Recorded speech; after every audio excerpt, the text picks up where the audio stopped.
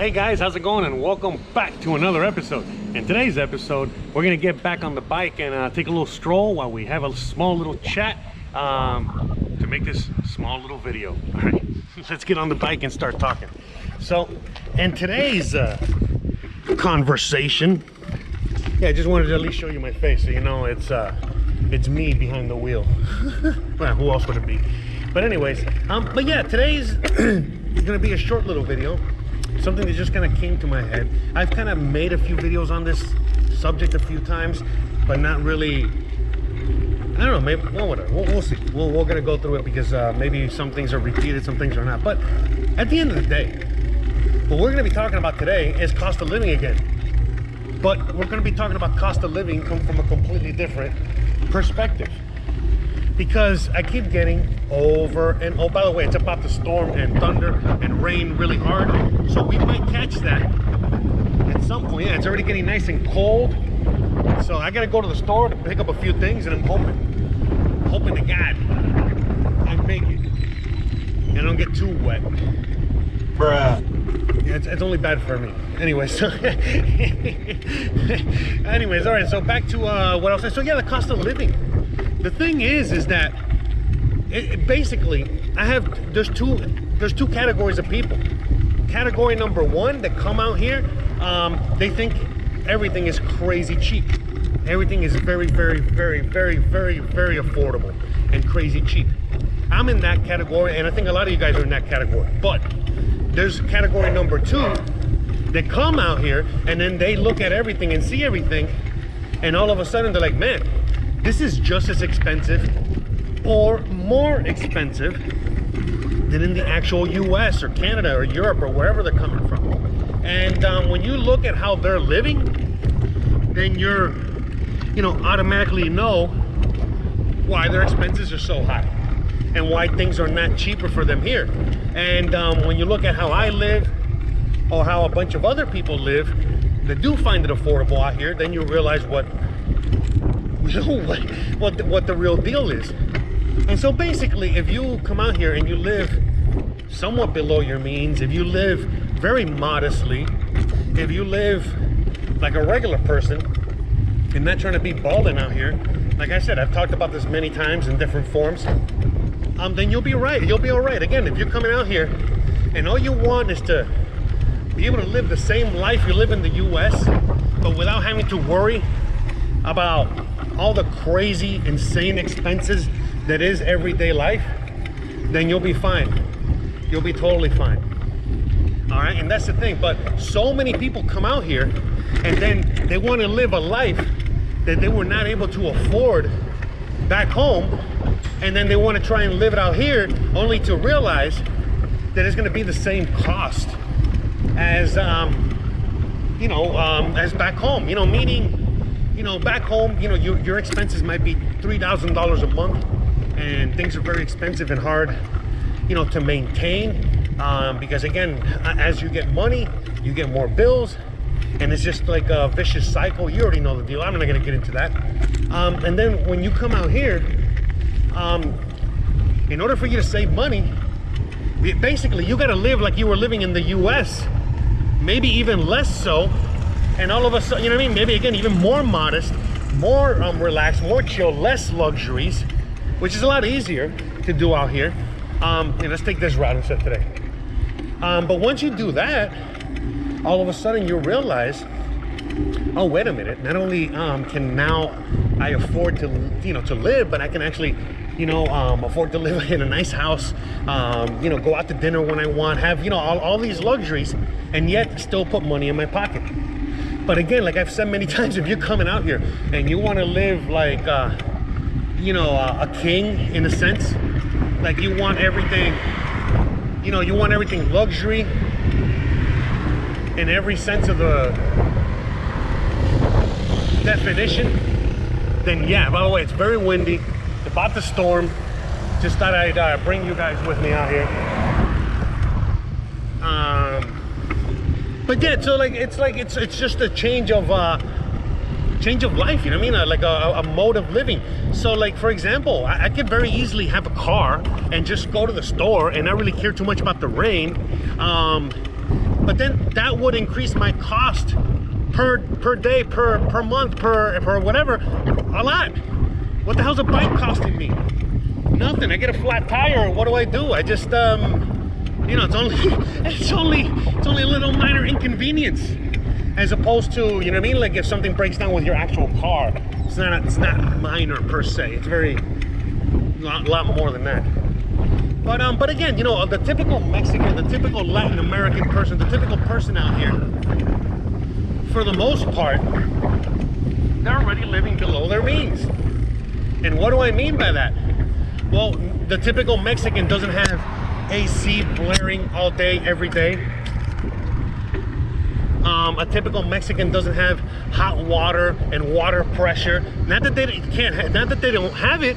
They just, the reason they don't have it is because they add so much extra cost. So basically, a lot of people always like wondering why things are so much cheaper here. Well, it's because they don't have all these added extra expenses, like tons of insurance. There's a lot of soap there. Or ice. What is that? Oh, I think that's ice. Someone just dumped a bunch of ice here. You guys want some free ice? So look, you guys can look. It snows out here in the Yucatan, in case you guys weren't aware. Look at that. Anyways, okay. Anyways, but what was I saying? But yeah, man, I mean, that's basically it. You know what I mean? Most Mexicans out here, they live below their means. They don't all have AC blaring all day. They don't have all these crazy expenses, which are, in a sense, almost part of everyday life back in the US or other countries or other, you know, first world countries. And out here, luxuries are just that. Luxuries. You get what I'm saying? A thing that is not necessary for everyday survival. But back home, a lot of these things are necessary for everyday survival. For whatever reason. You know what I mean? You gotta keep up with the Joneses. You gotta live a certain lifestyle. You gotta like meet a certain requirement of certain things. But out here, no, man. Out here is just very different. So if you're coming from another country and you're coming out here and you want to cut cost and you have a very minimal income or a modest income, well, you got to keep your expenses, your lifestyle, all that stuff all on a regular, you know, all on that. Like, I'm out here living very modestly, very cheaply, you know, again, I want to get a car, I want to get certain things, but it's like the more I think about it, I'm like, well, do I really want a car? Do I really need a car? Am I really gonna, I can just get someone to give me a ride, or I can rent a car for like $100. It's like, why am I gonna waste all this money and then constantly, you know, be worried about the maintenance and all this other stuff that comes with it? So it's just like many things in my house as well. Like the reason I built up the kitchen that I built is so that I can do more cooking. And it's really windy, really stormy out here, and all this other stuff. So yeah, you know what I mean? Like I'm literally just coming over to the store right now because I'm making dinner. I need a few ingredients, and I gotta come here to buy the few things that I need to buy. And so that's what we're coming here right now, real quick. And I can order it, get it delivered. I can order and have, you know, a lot of these things, you know, brought to my house, brought to my door. But it's just like anything else. You know, these things start adding up in price. All right, so this is where we're gonna park. All right, so you see that guy in the orange right there? Hola. That guy in the orange, basically, he's in charge of watching all the bikes. And what you do is you pay him a little tip.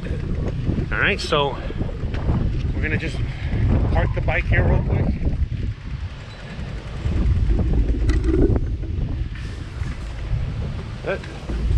We're just parking the bike. All right.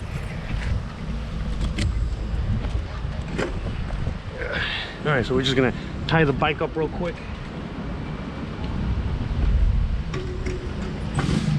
2,000 years later. All right, so we just tied up the bike real quick, and then I'm gonna untie the GoPro real quick, so you guys can see me here, and we're on our way. And that's it, very easy peasy. All right, as you guys can see, and it's that's it. Just tie it. The guy's gonna watch it. He watches all these bikes, and you're good to go. So you don't got to worry about that. Now, a lot of shopping centers are gonna have something similar to this. Not everywhere. but most places. But worst case scenario, again, you can just tie it up and you're good to go. But it's just like anything else, man, you know what I mean? Like this city is crazy safe, but it's just like anywhere else out there in which you gotta, like, you know, watch out for petty crime. So I can, you know, literally tie my bike anywhere, but nobody's watching it. As opposed to these people, they already kind of know who I am. They know I'm gonna give them a fat little tip, which is like 5 to 10 pesos, and they're definitely gonna watch my bike, and it could stay there all day. So, all right, let me go inside, take care of the few things I gotta take care of before it starts pouring rain, and we'll continue this conversation on the way back. All right, it's already starting to rain a little bit.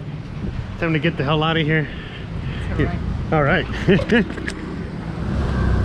So, it's a good thing the thing is waterproof. I don't gotta worry about it. So, like I said, you know, just get a few. Muchas gracias. Hasta luego. It's already starting to rain. Let's get the hell out of here. All right. There we go.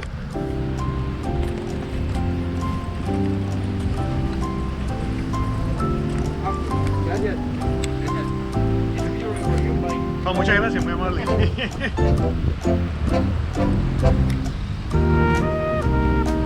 Man, I lost the little thingy already. Oh, there it is. I was looking for this. All right. Yeah, sorry about the delay there. Gotta hurry up and get out of here.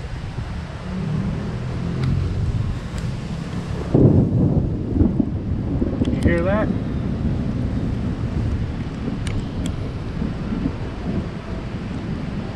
Yeah, it's funny. That guy's like, everyone has something nice to say about my bike all the time. Maybe that's why they tried to steal it. But again, petty crime stuff. You know, nothing that can't be resolved by a few, you know, just taking a few precautions. All right, let me get out of here. We'll talk on the way out of here.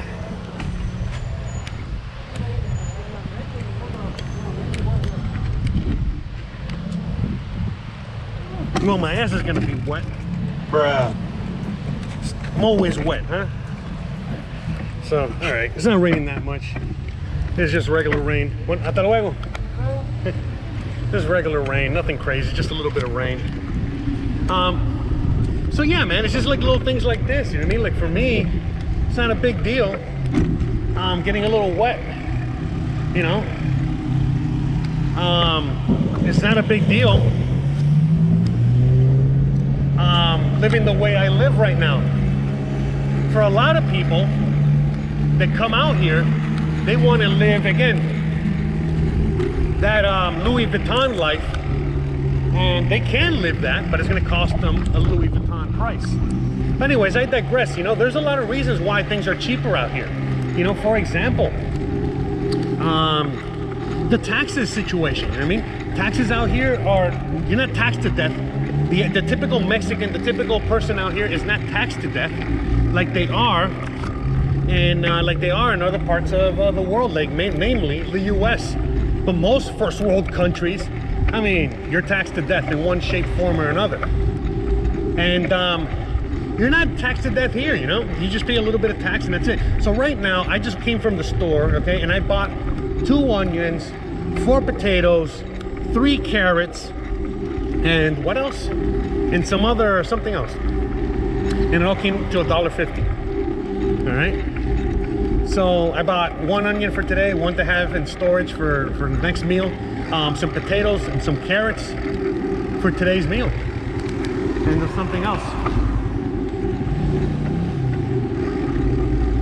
You know, there was also something else that I purchased. I forgot what it was. But anyways, you know, like I said, you know what I mean? I could have bought this very close to my house, and I had to come all the way out here, but I actually had to go to the bank real quick, you know, the ATM. And I was like, let me just kill 2 birds with 1 stone. And like I said, you know, it's raining, and at the same time, the sun is out, and it's hot, and it's humid, and it's wet. And again, you know, you don't have to be all hot and sweaty and steamy and uncomfortable and all of these things, but it's going to cost you money. Again, if you're going to be driving a nice fancy car with your fancy AC and your whatever, you're going to have to pay for all that. You're going to have to pay for some sort of insurance. You're going to have to pay for your car. You're going to have to pay for your gasoline. You're going to have to pay for, and I could go on and on and on and on. And And it's just one tiny minimal example. There's just so many things out there like that. And that's the thing, you know what I mean? It's up to you, really. Oh, ran over something there. Hopefully it was nothing too crazy. Let's take a little bit of a different route today. Let's go through here. But at the end of the day, guys, you know, basically the cost of living depends on you.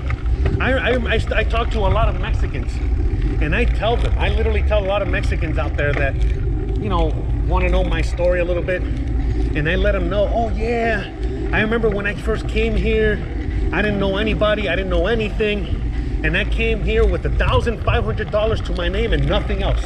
No income, no way of getting income, really, you know what I mean? Not much of anything, no resources, no nothing. When I tell that to an American or anyone from the first world, they're like, wow, you're crazy. You came out here with $1,500 and nothing else. You're nuts. And you survived and you're doing awesome. Oh my God, you're wow. But when I tell that to a typical Mexican, they're like, wow, you came out here with a lot of money. Bruh. You know, so it's just to put things into perspective. You know what I mean? I'm really glad that you know, I have my Yucatecan wife, because, you know, for many reasons, you know, a lot of times I'm out there buying something. Like the other day I had to buy a new phone case because mine broke, and I paid 200 pesos for it. 10 bucks. I bought 10, you know, paid 10 bucks, and I thought it was a tiny bit pricey, but at the same time I was like, well, I'm not gonna haggle with the guy over a couple bucks and yada yada yada. And then Christian was telling me and letting me know not just how much I overpaid for it, but then she went with me in the same mall, in the same store, to another place, and like the same exact thing that I just bought, instead of 200 pesos, it was 50 pesos. So instead of 10 bucks, it was $2.50, $2.50. And that's the thing. If you're out here and you're just willy-nilly throwing cash around or spending money, whatever, things start adding up. But if you go out and you know, whether you have a Yucatecan wife or a Mexican wife, or you out there just, you know, looking for the deals of the day, then you're gonna save a lot of money. Because when I first came here and I had zero money, zero anything, I remember that I used to be very, very, very, you know, cheap, very frugal, very everything. And my God, I mean, my expenses were minimal. In fact, you know, my highest expense was my smoking. You know what I'm saying? Other than that, you know, my vices were my most expensive thing. Look at this, the dog club just hanging out here. Hey doggies, look at these guys. Little dog club out here, you know, trying not to get wet themselves. Like Gizmo wants to come out and play. Actually, Gizmo's not doing so well, he's a little bit under the weather. But yeah, there's another thing too. So like, look real quick, even like with something like Gizmo, he just had a situation where he messed up his paw. He's fine, guys, don't worry, thanks for asking. But at the end of the day, the whole thing with that is simply, if you're in the US, any little minimal, tiny little thing to your pet, you might as well just take out a second mortgage, you know what I mean? Out here, you know, I got my doggy literally, you know, on the border of taking him straight to the freaking emergency room. And it's like, it's gonna cost me like 25 bucks or something like that. Like, come on, man, are you kidding me? Hola, buenos días. Yeah, I don't know if I'm in someone's property. Every time I come through here, I'm like, I don't know, but I think this is public property. I'm like going through the middle of a church here. Sacrilege, I know. I'm horrible. Anyways, the point I'm making is that life can be very, very, very cheap out here, or very, very, very expensive. And it basically all has to do with you.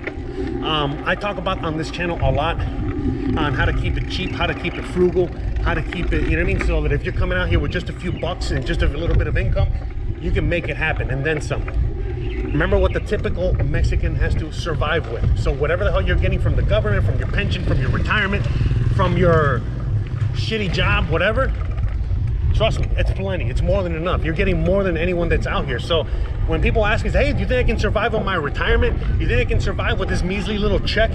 I'm like, man, do you know how many millions of people do that on a daily basis out here, and they live like kings because they know they're frugal, they're self-sustainable, they you know, they're growing something, they know somebody that grows something, they're always trading and this and that, and they are useful, resourceful, you know. So for example, you might just be a mechanic, but you can literally trade your skills, not just for money, but for a million other resources.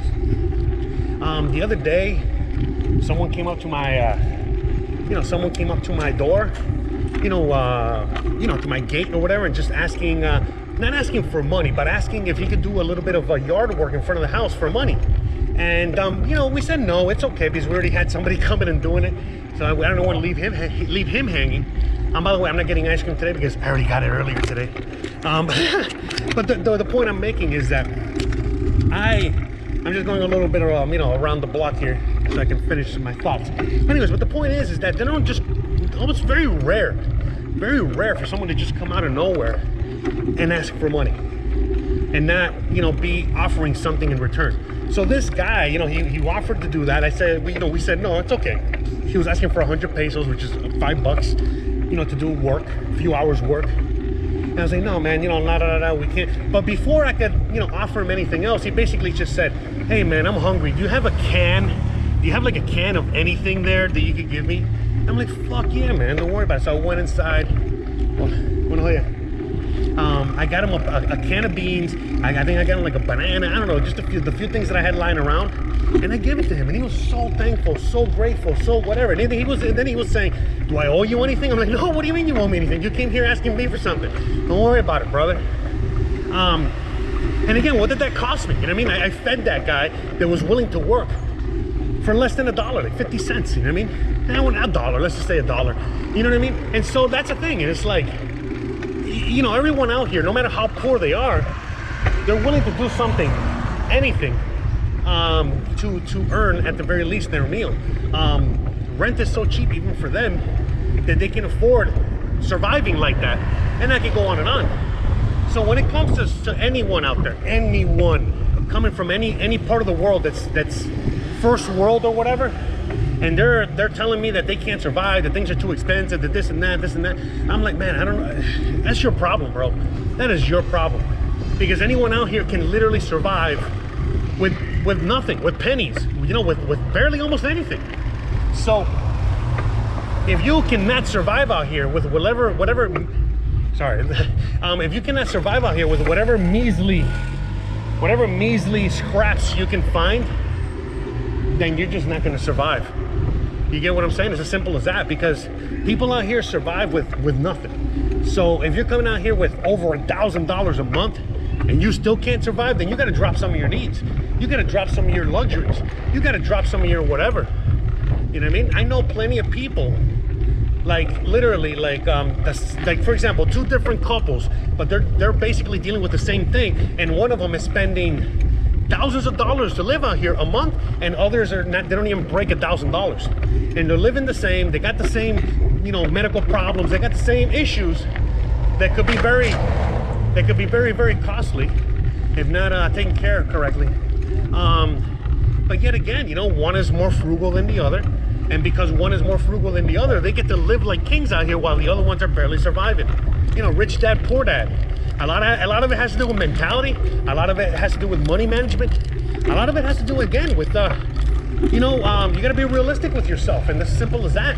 Again, a lot of people here, they think they just come into Mexico, all of a sudden they can live like a king and not spend $1. And then when they have to spend some money, they don't want to spend any money. And it's just straight up, so, and that's the thing, out here, I'm not here big money baller. I'm not out here,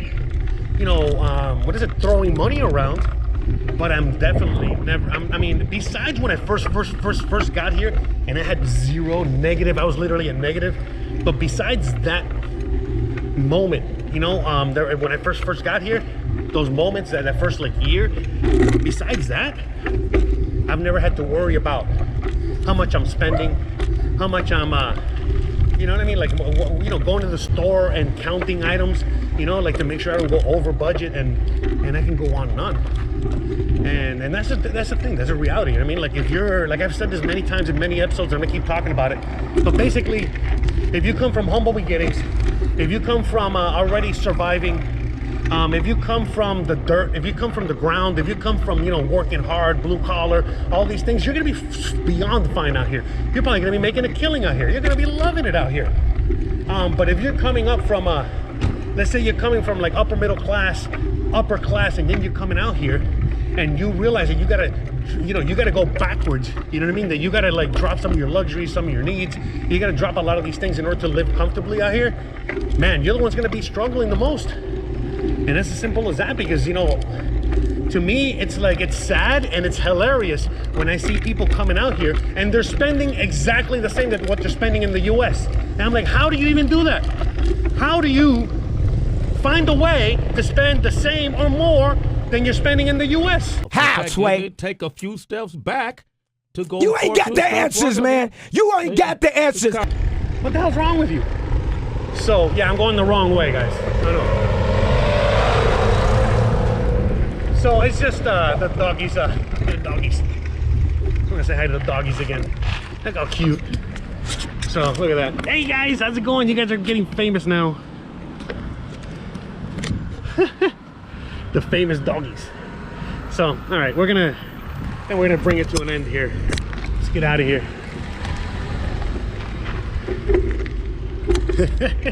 But anyways, guys, you already know the deal. I'm not gonna show you my face to show you the ending.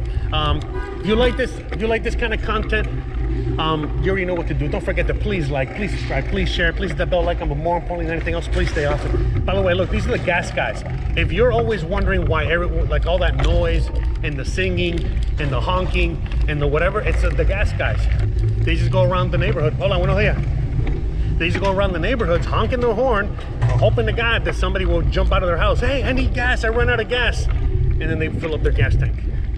But they're so annoying. But you know what? It's also good because you don't need to put an alarm in the morning, because they're up at 7 in the morning, already waking your ass up. Either that, or the dogs, or the this, or the that.